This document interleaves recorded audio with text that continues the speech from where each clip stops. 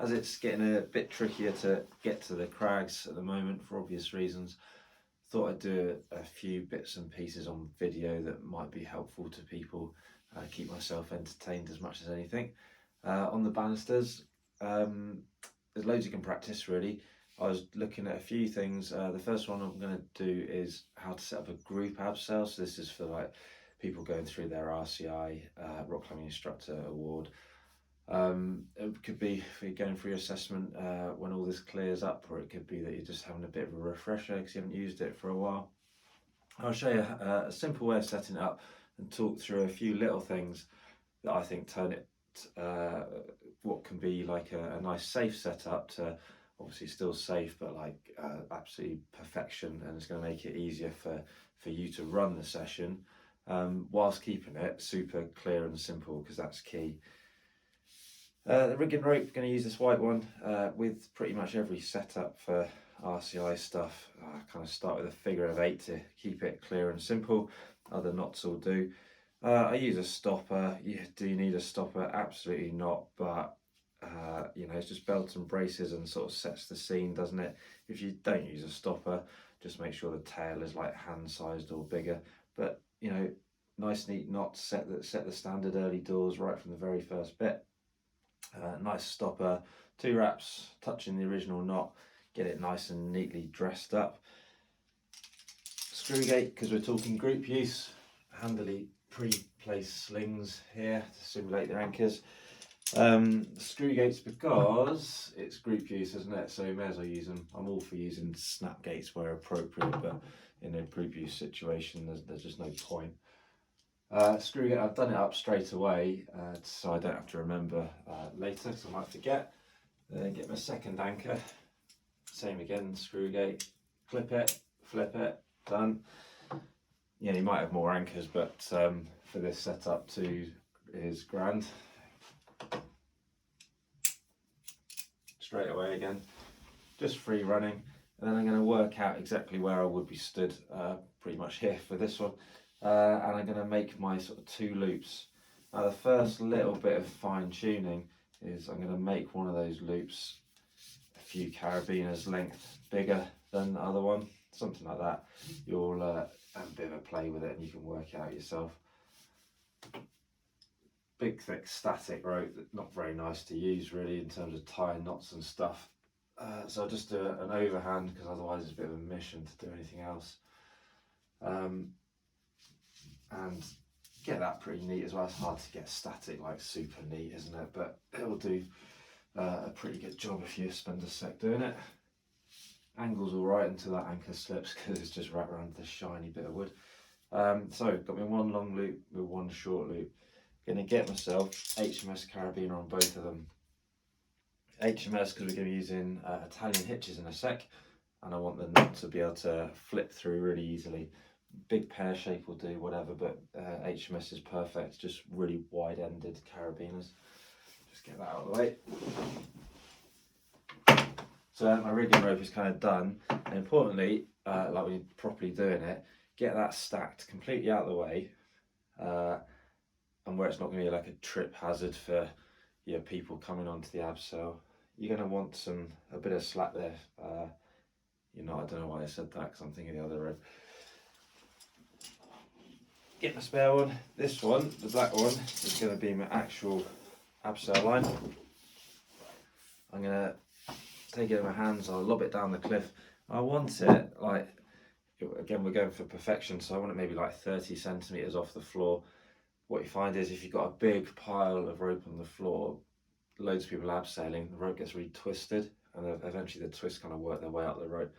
Like, it's solvable, but just try to go for perfection again. So just off the floor, for obvious reasons, not too short.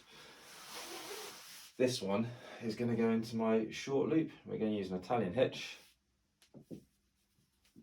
Loads of ways of doing them. As long as it ends up an Italian hitch, nobody cares how you do it. I do though, I want to flip it through that way, because that's the bit we're going to be abseiling on. And if you don't do that, even though we're going to tie it off, when that first person leans back, you get a little flick over, and that's just going to, it's going to scare them unnecessarily. So that's my abseil line, that one, and it's not super clear because of where we're doing it, but it's okay. And then we're going to tie it off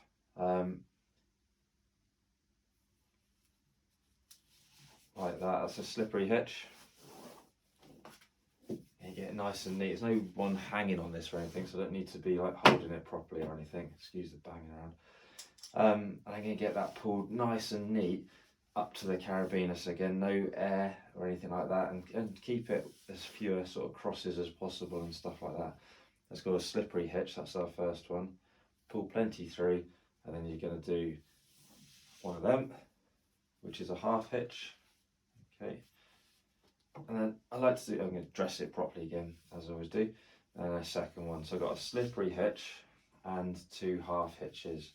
Okay, that is absolutely bomb-proof now. So you end up with 5 strands of rope wrapped around itself. For me, that's why I do 2 half hitches. Is 1 half hitch safe on top of a slippery? Yeah, but why not go full on belt and braces? Because you wouldn't hold on with like 3 fingers, you'd hold on with like a whole hand. So we may as well do that to replicate that. Nice and neat.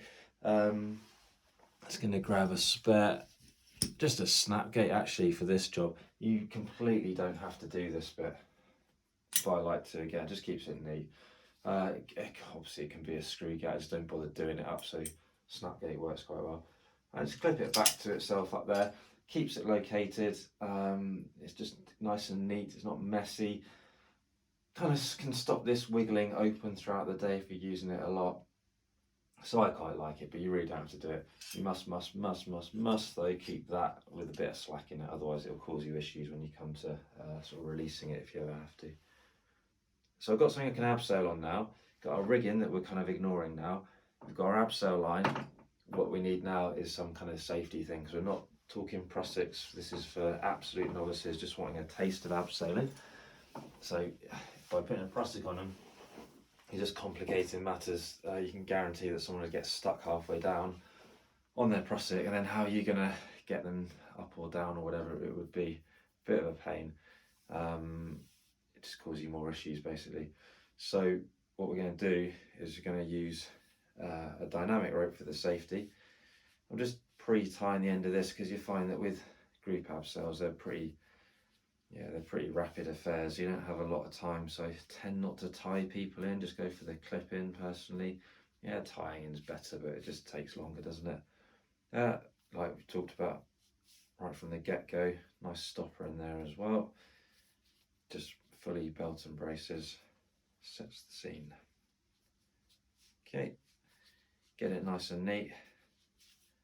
Smallish loop, so you know you can't fit a hand in there and get it stuck in a minute or anything. So it's just sort of preempting any potential issues that could have happened.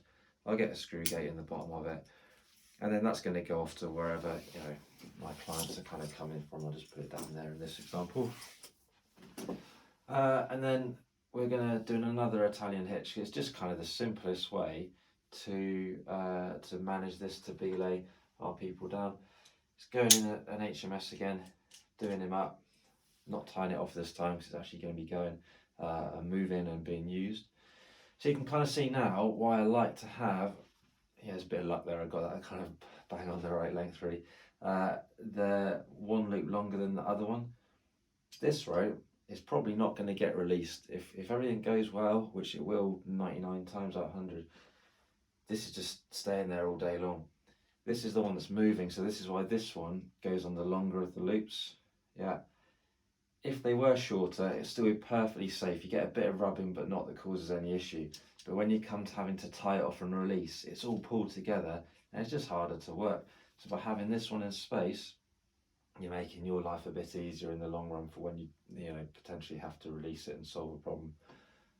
I say 99 times out of 100, there'll be no drama on your sessions. You'll remember to tie people's hair back or get them to do it even better. You'll remember to tell them not to put their fingers in the abseil device that'll be on in a second. Tuck toggles back, all those kind of things. So as long as you do that, you probably won't have an issue to solve. When it comes to your RCI assessment, you will have an issue to solve. And the issue will be, if I find my thing, the issue will be, often, not always, there's a few things that could happen, but the common one is that your abseiler has gone down part way. Pulled too hard, might pull the banisters down. They've gone down part way and they got a finger stuck or they got their hair stuck in the device. So I'll often get people to do is just to lark's foot that into there, and that'll simulate them being stuck on the rope. So you'll then have to somehow get their finger out of here. And if it's being pulled in because they're weighting it, you somehow got to unweight this thing, right? So before you do anything else of start doing anything fancy and exciting here, just ask them to stand up. Can they stand up where they are? And if they stand up where they are, they unweight that and get their finger out. Simple. It's taken you a second to do, not stressful, and so it's minimised any impact of that.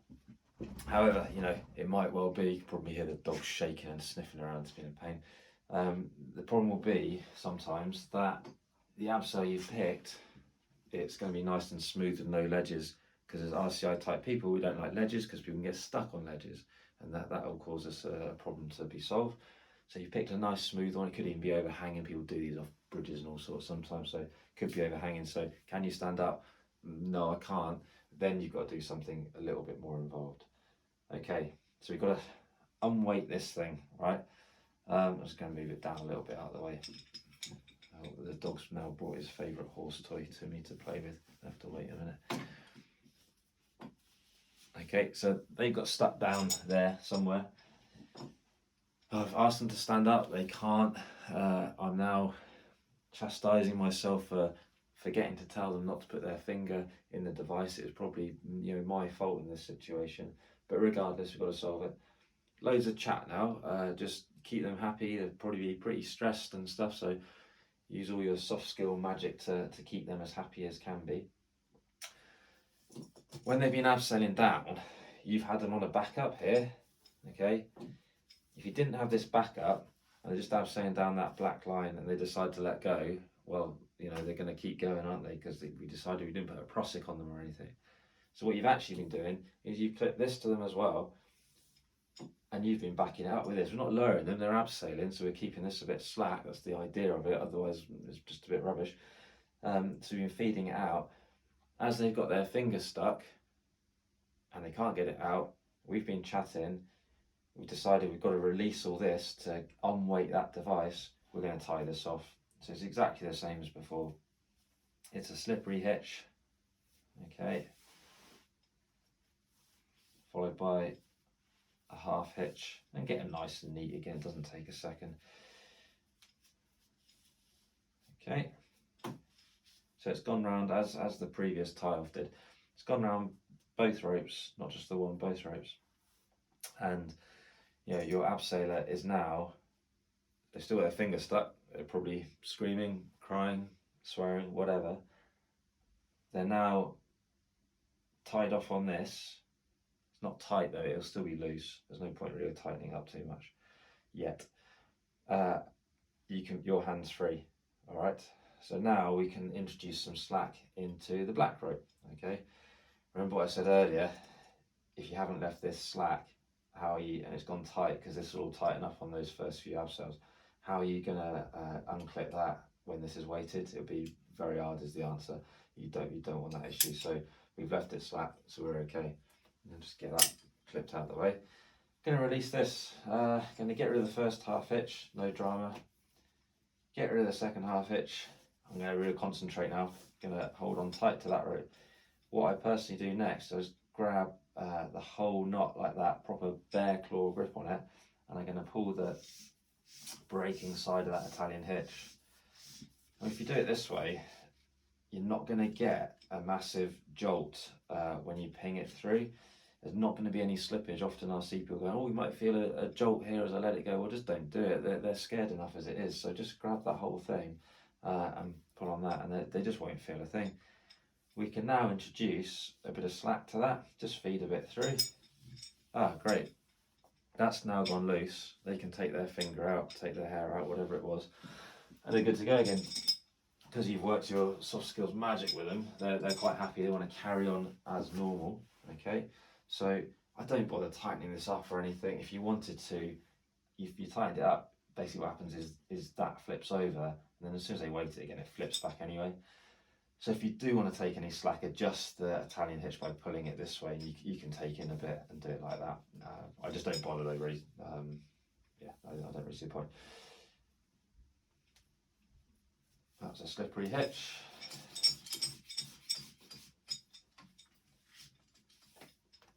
That's your half hitch. Get them neat again. I say only takes a second. Okay, there we go. Bang it in there. My loop's like bigger than hand size, so that's kind of, I'm happy with that. It won't get sucked back into the knot. Loads more chat. They're still down there, probably a bit nervous at this point. What's happened now is when you release that one to give them the slack, it's gone, it's gone, it's gone, and this one will now be bar tight, so all their weight will be on your safety line. So when you release this one again, you want to do it so they're not going to get scared. So no jolts, you don't need them. Let's do it properly again. We're going to get rid of the first half hitch. Okay, get rid of the second half hitch. Grab the whole thing.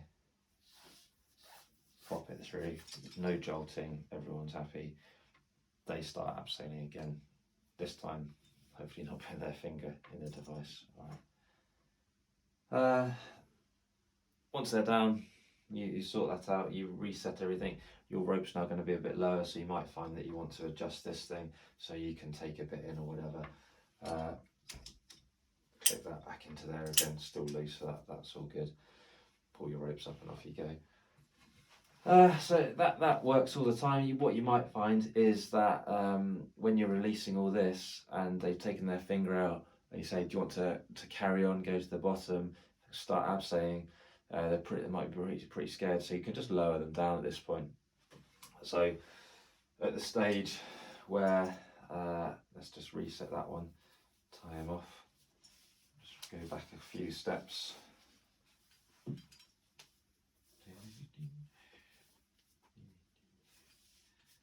Okay, get it neat. Get him out of the way. Not going to do this fancy because we're just setting it up. So at this point, all right, you've released everything. They've got, let's just sort that tangle out there. Yeah, you've released everything. They don't want to actually properly abseil, just like lower me down, I want to get down. Okay, well that's fine, just leave that as it is, don't need to do anything else with that. All this is tight on them, so this is the bit you want to do carefully. Half hitch, grab the whole thing, pull, pull, pull. Okay, and then we can just lower them down, and what will happen, one of two things: either this black rope will slide through the Italian hitch, fine, or it will slide through where the abseil device is on them. It seems to depend on rope combinations and stuff. But then you just lower them down to the bottom. Great, they get down. All is good with the world. Okay. So just a couple of things to note, I guess, that I'm kind of just reviewing afterwards. So we've done the setup, we've done those 2 loops different length to make it easier for you, and we've solved the problem with it. Just remember to try and get them to just stand up first and unweight it themselves without you having to do any of that stuff. It's not going to take you long. Once you practice, it'll take you a minute to kind of do that and go through it. And I guess the key is just always think a step ahead. If I'm going to release that rope, what's happening with that rope? Am I holding it or is it tied off? Okay, now what am I going to do next? Because I want them to start abseiling. Right, well, I'm going to have to tie off and then get them going. I have to untie the locks on that. So just keep thinking ahead. Remember, 2 loops, different lengths. The one that you clip back, make sure that stays nice and slack. When I'm doing these demonstrations, I'm not clipped to anything here, but I would be. It's just like super important. If that became a theme, you weren't staying safe on the edge of the crag on your RCI, is going to lead to a deferral really. So just make sure that you look after yourself. You're the most important person on the session, so keep clipped in. So I'd have my lanyard on. I do use a lanyard rather than a sling because I'm setting out to do it. A sling's kind of an improvisation, which is fine, but if you're setting out to do it, get yourself a lanyard. It doesn't have to be a fancy one. Kong slide costs like 5 or 6 quid and a bit of rope for a few quid, so for a tenner pretty much you can have a lanyard. an adjustable lanyard. You could just use a bit of rope, but then it's not adjustable in the same way, unless you do fancy things with it, but they end up a bit messy. You can get like the Petzl Connect things, which are really nice, something like 35 quid, so a bit more money, but they do work really nicely, they're super smooth. But regardless, before I get too down that rabbit hole, you know, you have your lanyard on and you clip to something here, one of these strong points. You know, maybe this one would work, but it just depends, whatever works. I'm not going to be clipped into just that, because that's basically on one anchor. Same for that, I'm not going to be clipped on just that. I want to be in one of these power points, some master point, power point, whatever you want to call them. I want to be clipped into one of them, okay? And staying safe the whole time. Ideally, I want to be on the edge, right next to my abseiler as they go, because it's nervous times. Remember back to when you first abseiled, you were probably pretty nervous. So be right next to them, loads of chat, keeping them at ease. I can see them all the way down to the bottom. That's really key. You want to be able to see them, a bit of eye contact, a bit of moral support and all that. The other thing is, right, I see this set up a lot, absolutely like perfect, something like this, and that's great. But then it's like right on the edge, so the abseiler is trying to do their first ever abseil and they're already on the edge, and it's just really awkward and really scary. So when you're picking your spot to set this up, just have it a little bit further back from the edge, ideally nice and high up, yeah? So you get a nice takeoff for the abseil, because again, otherwise you kind of just, if it's down low, the abseiler physics kind of just wants to slam them over, and that's just horrible. So a bit further back from the edge, so that the abseiler can come for their first ever abseil, get on it, get all this weird stuff clipped to them and be told to put their hands in certain places, and then actually just walk back a bit and get a feel for it without being on the edge. So they just get like a couple of meters of relatively flat rock to hopefully walk back on. And by the time they get to the edge, they're like, oh, I can actually see how it works. People hate that leaning back bit, understandably so, it's weird. And they don't always understand or be able to visualize quite what happens with this device. They don't understand that it's supposed to slide through until they see it happening. So by having that little nice high takeoff and a bit of space to actually feel it working before committing to the leaning back bit, you'll just have a much nicer time. You'll have much less stressed clients, and more of them will want to do it. Any other little things I'm just thinking of? Sort of trying to pick the confident person to go first. If you've got a group of 10 or whatever, if someone confident goes first, again, it sort of sets the scene. Everyone's like, oh, well, look, they did it. They made it look really easy. It's all good. I was feeling a bit nervous, but it can't be that bad. You'll get it wrong at some point, though, and you'll pick someone who was super confident, and actually when they're on the edge of the rock, they're really not confident. It can have a bit of a knock-on effect on your session. Sometimes all those people that are a bit 50-50 might be looking at this person, and suddenly you've seen them burst into tears and have a bit of a nightmare. And it might sort of affect their psyche. So just think carefully about the sort of group dynamic. Just thinking in terms of assessment for RCI, you know, you will be setting this up and you will be solving a problem with it. And that's the kind of most common problem you'll be asked to solve. Another thing that could happen is people stuck on a ledge. That's sort of like another video, I suppose, really. So I'm not going to go into that now, but have a little thought about how you could solve that. And just remember, right, that when you set this up on your assessment, you will be using it. So like I said, have it back from the edge. Think about if you can be next to them on your lanyard and all that kind of stuff. And just get those ropes tidy as well. So my ropes are messy. I don't know if you can see them in the video. I've got like one over there, one there, and one over there. Like, is it unsafe? Well, probably not really, but it's certainly not easy to manage when I've got people coming to me. So decide where they're coming from, you know, on assessment and when you're actually using it properly for real. If they're coming from that way, have all the ropes that side, vice versa. So you haven't got trip hazards. You haven't got the client hasn't got to stand over, oh, can you just stand over this rope, stand over that rope? It's just not very nice. So keep a nice tidy workspace, all in the right sort of place, a nice clear entrance to your abseil, and have them flaked out. You know, this rope's going to be released, so you need to make sure there's no knots and tangles and stuff in there. This one is definitely going to be moving, you know, abseil, abseil, abseil, so make sure that's all flaked out nicely in the right way. And think about crossing, you know, ropes crossing over and stuff like that, so just kind of keep them nice and separated. A tidy workspace just gives you a bit more headspace, and it's all just easier to look at. And maybe finally, I'll probably think of something else to waffle on about a second, but maybe finally, remember when you're setting all this stuff up, you are role modeling this stuff. You might have an assistant with you, maybe an RCI trainee or whatever, a centre assistant, something. By keeping all this clear, yeah, it paints the right picture to them, so they can really understand what's going on. It could be that assistant has done the setup for you. Maybe they've seen you doing it a few times, and the next time, right, go and set that up, ready for us to use. And if they've seen this kind of nice, clear picture, that's what they're going to set up. And if you rock up to check it and you've got all this real clear stuff, you're like, duff, duff, bang, bang, really easy to check. If they've got weird things happening, it just takes you a bit longer. And we all know that these kind of the sessions where you're running this stuff, taster sessions, they can be pretty sort of full on pace. You've got like an hour to get a certain amount of people through. So any minute that you save, even just by checking your assistant setup, it's useful time. Okay, so stay safe, keep it clear, look after the little things. Job's a good one.